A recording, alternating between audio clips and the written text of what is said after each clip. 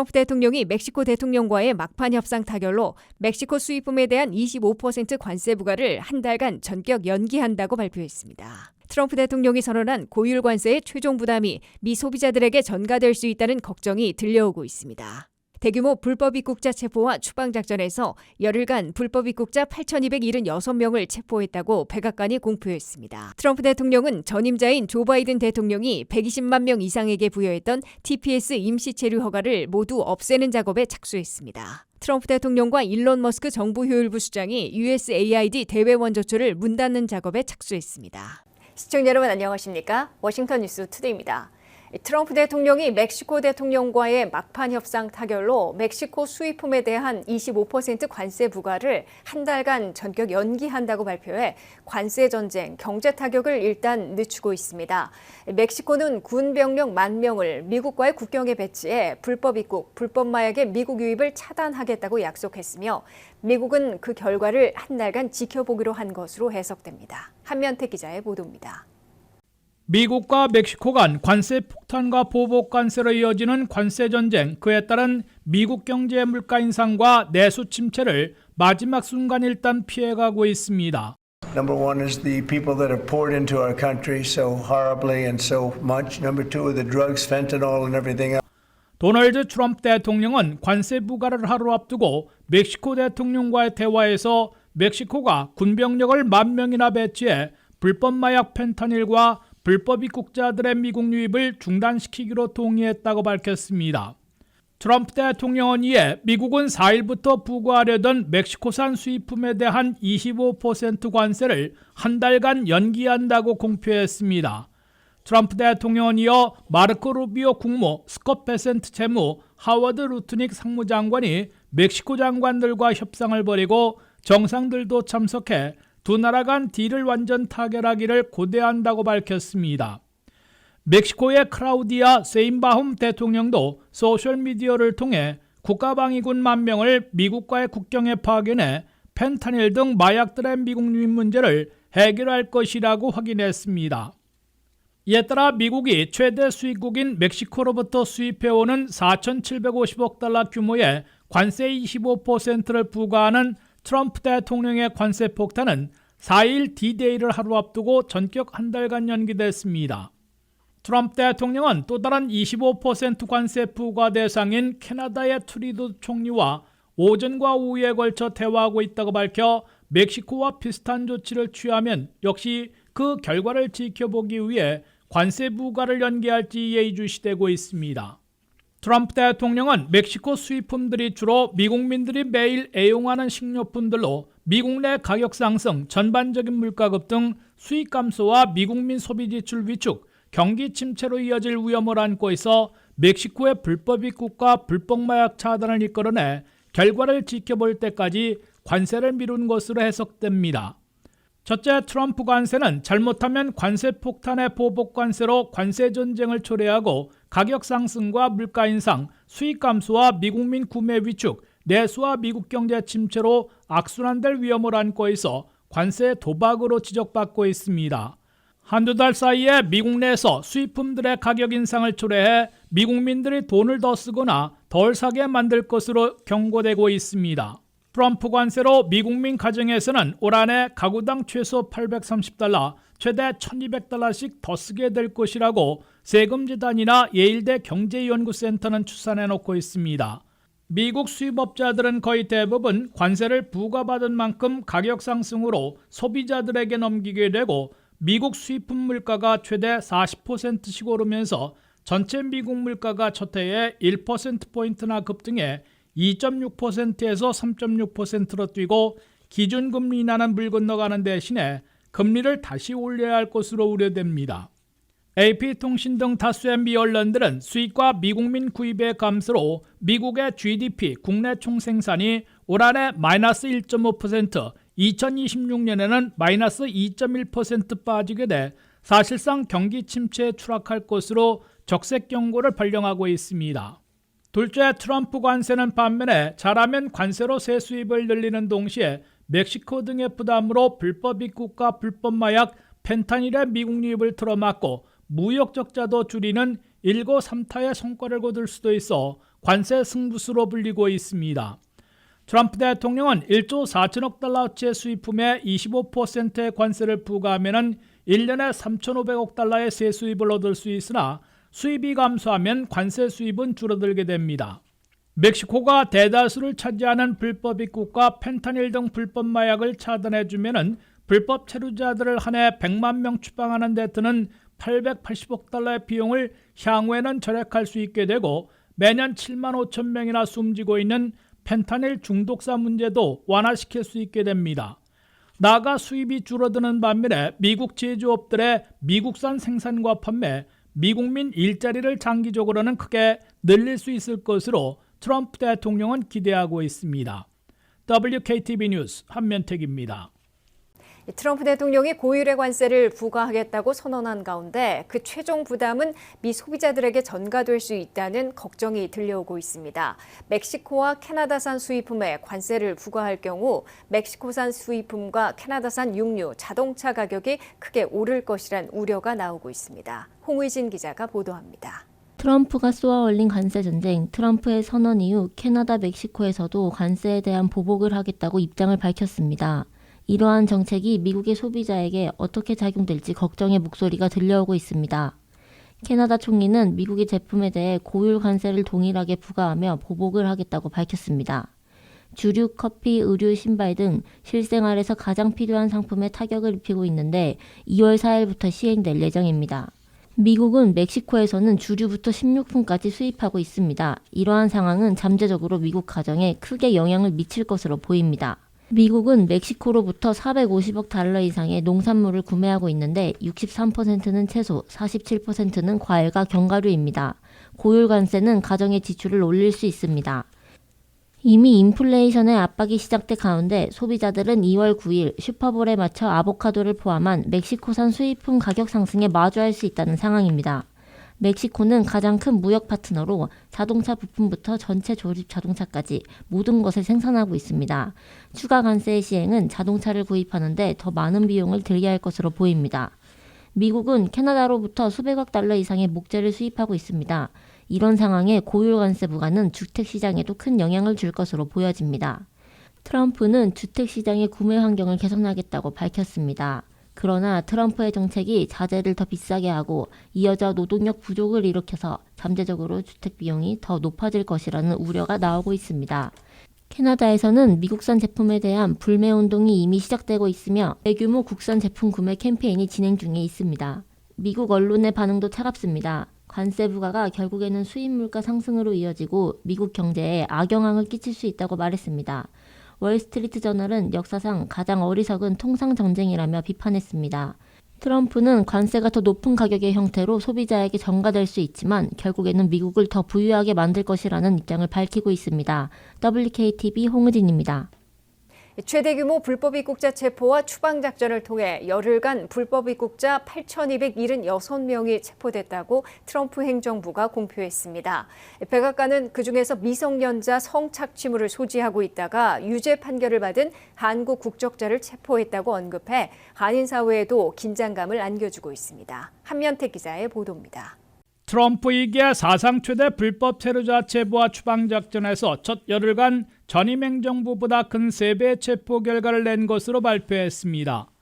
아이스 이민세관 집행국은 트럼프 대통령 취임 다음 날인 22일부터 시작해 31일까지 첫 열흘간 체포한 불법 체류자들은 8,276명이라고 공표했습니다. 아이스는 또 수감 중이던 추방 대상자들의 신병을 인수하고 있는데 첫 10일 동안 6,577명을 인수했다고 밝혔습니다. 백악관은 지난 주말 캐롤라인 레비트 대변인의 정례 브리핑에서 대대적인 체포 작전에서 애틀란타 아이스가 미성년자 성착취물을 소지하고 있다가 유죄 판결을 받은 한국 국적자도 체포했다며 사진까지 곁들여 꼭 집어 공개했습니다. On January 28, 2025, ICE Atlanta arrested a citizen of South Korea who has been convicted of 9 counts of possession or control of material depicting minors in sexually explicit conduct. 이는 17만 3천 명으로 MPI가 추산한 한인 불법 체류자들은 물론 형사범죄 한국 국적자들이 있는 것으로 알려진 한인 사회에도 긴장감을 안겨주고 있습니다. 아이스가 공표한 전열흘간의 불법 체류자 체포 숫자를 날짜별로 보면 21일과 22일 반나절을 합해 33시간 동안 538명, 23일에는 593명을 기록하더니 24일에는 286명으로 주춤했습니다.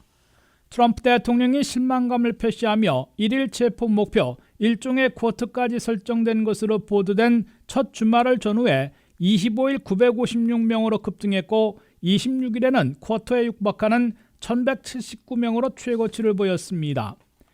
27일에는 986명, 28일에는 1016명, 29일에는 962명, 30일에는 913명으로 1000명 안팎을 유지하다가 31일에는 864명으로 약간 줄었습니다. 트럼프에게 불법 체류자 체포는 전열흘간 하루 평균 827명으로 바이든 시절의 310명보다 2.7배, 근 3배나 급증한 것으로 나타났습니다. 트럼프에게 불법 체류자 체포와 추방작전은 50년대 아이젠하워 시절의 130만 명 추방을 뛰어넘는 사상 최대를 공언해와 앞으로도 더 강하게 몰아칠 것으로 예고되고 있습니다. 트럼프 이행정부는 불법 체류자 체포와 추방작전에서 가속도를 내기 위해 이미 체포와 신속 추방 대상을 획기적으로 확대해 놓고 있습니다. 범죄 시스템을 통해 인적사항을 파악하고 있는 형사범죄 외국인들을 전원 추방하기 위해 수감 중인 20만여 명을 신병 인수하는 대로 신속 추방하고 구금하지 못하고 있는 45만 명을 체포하는 데 주력하고 있습니다. 형사범죄자 체포작전에서 같이 있던 가족, 친지, 직장 동료 중에서 불법 체류자들은 형사범죄 기록이 없어도 함께 체포하고 있습니다. 최종 추방령을 무시하고 잠적해 별도의 재판이 필요 없이 신속 추방할 수 있는 130만 명을 집중 추적하고 있습니다. 2년이 안 된 불법 체류자들은 추방 재판 없이 신속 추방할 수 있게 지시해 바이든 시절 미국 안에 들어온 1000만 명 중에 대략 절반인 500만 명은 걸리면 재판 절차 없이 신속 추방하고 있습니다. 실제로 최근 첫 일주일 동안 미군 수송기에 태워 추방한 7,300명 중에 과테말라, 에콰도르, 콜롬비아, 멕시코, 브라질 출신들 중에서는 형사범죄 기록이 없는 불법 체류자들이 다수를 차지하고 있었다고 해당 정부들이 주장하고 있습니다. WKTV 뉴스 한면택입니다. 도널드 트럼프 대통령은 전임자인 조 바이든 대통령이 120만 명 이상에게 부여했던 TPS 임시 체류 허가를 모두 없애는 절차에 착수했습니다. 트럼프 행정부는 1차로 베네수엘라 출신 두 그룹 가운데 35만 명이 부여받았던 TPS를 앞으로 60일 후에 종료한다고 발표했습니다. 트럼프 2기의 바이든 정책 뒤집기로 다소 무분별하게 허용해온 패롤, 즉 일시 체류 허가 정책들이 모두 없어지게 됐습니다. 중미 출신들에 주로 제공해왔으나 트럼프 2기에 없어지는 TPS 임시보호신분 수혜자들의 총 규모는 120만 명을 넘는 것으로 나타났습니다. 트럼프 행정부의 크리스티 놈 국토안보부 장관은 첫 번째 조치로 60만 명으로 가장 큰 규모인 베네수엘라 출신 두 그룹 가운데 한 그룹의 35만 명에 대한 TPS를 종료한다고 발표했습니다. 내전에 가까운 정전 불안을 피해 미국에 온 베네수엘라 출신들은 2021년 허가받은 25만 명과 2021년 허가받은 25만 명과 2023년에 허용된 35만 명 등 60만 명이나 되는데 이번에는 전임 행정부가 부여한 2023년에 허가받은 35만 명부터 TPS를 폐지하는 것입니다. 국토안보부는 베네수엘라 출신 중에서 2023년에 허가받은 TPS 수혜자 35만 명의 일시 체류 허가를 관보 개최 후 60일에 종료한다고 밝혀 4월을 끝으로 프로그램 자체가 없어지게 됩니다. 2021년도에 허가받은 베네수엘라 출신 25만 명은 9월에 만료되기 때문에 그에 맞춰 종료할 것으로 보입니다. TPS 임시보호신분을 잃게 되는 외국인들은 자진해서 본국으로 되돌아가든지 아니면 추방됩니다. 트럼프 2기 행정부는 바이든 전임 행정부가 임기 만료 직전에 연장했던 베네수엘라뿐만 아니라 엘살바도르, 우크라이나, 수단 등 4개국에 대한 TPS 연장 조치를 무효화시켰습니다. 이에 따라 다음 취소 TPS 대상은 베네수엘라 출신 25만 명 추가와 함께 엘살바도르 출신 23만 2천 명, 우크라이나 출신 10만 3,700명 등으로 꼽히고 있습니다. 트럼프 2기 행정부는 이미 바이든 전임 행정부 말에 연장이 중단된 CHNV 프로그램도 완전 폐지한다는 방침입니다. CHNV는 쿠바와 하이티, 니카라과, 베네수엘라 등 자연재해나 정정불안으로 위험한 국가 출신들을 인도적 차원에서 대피시키고 2년간 합법 체류할 수 있게 해준 바이든 행정부의 프로그램인데 4개국 출신 53만 명이나 허가받은 것으로 집계됐습니다. 베네수엘라 출신은 TPS 임시보호 신분 수혜자와 겹치는 부분도 있는 것으로 보이지만 53만 명이 2년 워크퍼밋의 시한이 끝나는 대로 본국으로 되돌아가야 하는 시기를 맞고 있습니다. 미국에서는 현재 17개국 출신 120만 명 이상이 TPS 임시보호 신분이나 인도적 패롤 등으로 일시 체류 허가를 받고 있는데 1년 내지 1년 6개월 허용되다가 연장에 연장을 거듭해 수년을 체류하고 있어 트럼프 대통령이 당선 전부터 패롤 정책의 오남용을 없애겠다고 공약해왔습니다. 도널드 트럼프 대통령과 일론 머스크 정부 효율부 수장이 전 세계에서 인도적 차원의 미국 원조를 주도해온 USAID 대외 원조처를 문 닫는 작업에 착수했습니다. 일론 머스크는 트럼프 대통령이 대외 원조처의 폐쇄를 원하고 있다고 공개해 부서 전체를 셧다운시키겠다는 방침을 분명히 하고 있습니다. 트럼프 행정부가 연방정부 기관과 연방 공무원 감축에 본격 나서고 있는 것으로 보입니다. 핵심 타겟은 미국이 전 세계의 각종 원조를 제공하는 업무를 맡아온 USAID 대외 원조처로 나타났습니다. 도널드 트럼프 대통령은 취임하자마자 미국의 대외 원조 제공을 90일간 중지하라는 명령을 내려놓고 있습니다. 일론 머스크 정부 효율부 수장은 트럼프 대통령이 대외 원조처의 셧다운을 원하고 있다고 공개했습니다.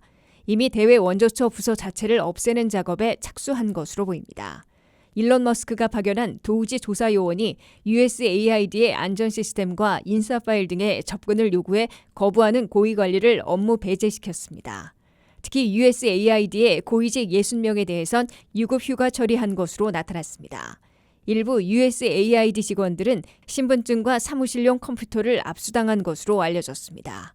워싱턴 DC 레이건 빌딩에 있는 USAID 본부 소속 직원들에는 필수 요원들을 제외하고 자택에서 대기하라는 명령이 내려졌습니다. USAID 본부 직원들은 대다수 재택근무해 왔으나 고위직 휴가 처리나 본부 직원 전원 자택 대기령은 곧 기관 폐쇄, 전 직원 해고를 예고하고 있는 것으로 해석되고 있습니다. 토요일에는 USAID의 웹사이트가 중단되고 국무부 웹사이트의 한 부분으로 옮겼습니다. 트럼프 대통령과 일론 머스크 수장은 미국이 전 세계 각국에 빈곤과 질병 퇴치, 기근과 천재지변 대응에 상당한 원조를 제공하고 있는 것은 미국 우선주의에 맞지 않을 뿐더러 미국민들의 세금 낭비가 매우 심하다는 시각을 갖고 있는 것으로 알려지고 있습니다. USAID는 한 해 500억 달러의 예산으로 전 세계에서 9천 명 이상의 관리들이 외교관으로 활동하면서 최빈국들을 중심으로 빈곤과 질병 퇴치, 기근과 천재지변 대응에 상당한 원조를 제공해 왔습니다. USAID는 1961년 존 F 케네디 대통령에 의해 창설됐으며 미국이 한국에 대외 원조를 제공하는 데에도 주요 역할을 한 것으로 알려지고 있습니다. 미국은 USAID를 통한 대외 원조로 군사력, 경제력 최강국이라는 위상뿐만 아니라 전 세계 국가들과 우위를 다지는 데 활용해 왔습니다. 이제 USAID가 창설 64년 만에 문을 닫는 운명에 직면하고 있습니다. 이상으로 워싱턴 뉴스투데이를 마치겠습니다. 시청해 주신 여러분 고맙습니다.